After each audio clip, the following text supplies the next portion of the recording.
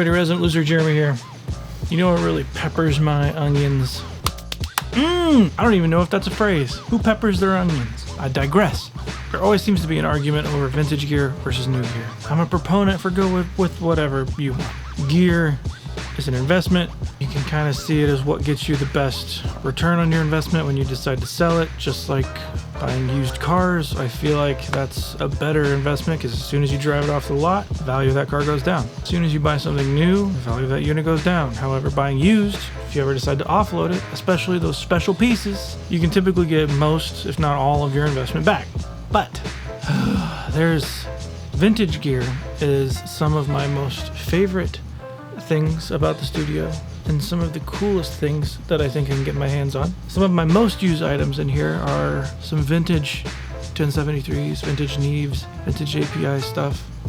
They're the coolest things that I have until they break or until they need work done. It's really hard to find somebody who can work on these things. In a perfect world, you'd have no issues. They would work all the time and it would be awesome. Don't get me wrong, I'm excited to get mine worked on and get it back so I can use it because I like it. But I would be lying to you if I said I didn't also look at the trade-in value of these vintage 1073s and look at something like a modern remake, the Vintech X73 stuff, seeing what that looks like. Something I can trust for a little longer, I guess. That is my only beef with this. If vintage gear worked all the time, Anyway, this is just a rant video. Think about what you want out of your vintage gear and if the frustration is worth it. For me, I can't wait to get it back. I can't wait to start using it, but good Lord. Take this as an example. If you are looking and thinking about getting that vintage 1073, that albeit costs more, unless you can find deals, which they're out there if you look for them,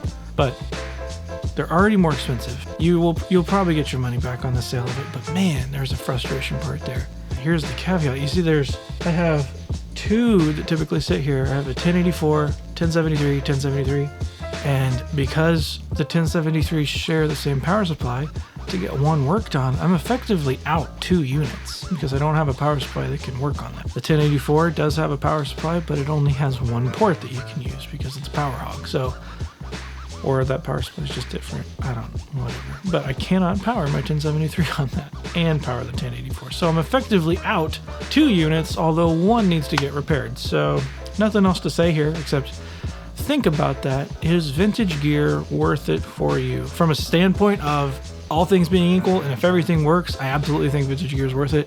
But what makes vintage gear worth it is the fact that people are always willing to pay more for it. So if you buy a vintage 1073, you could then sell that vintage 1073 for the same amount, if not more than what you paid for it. In that sense, it's worth it.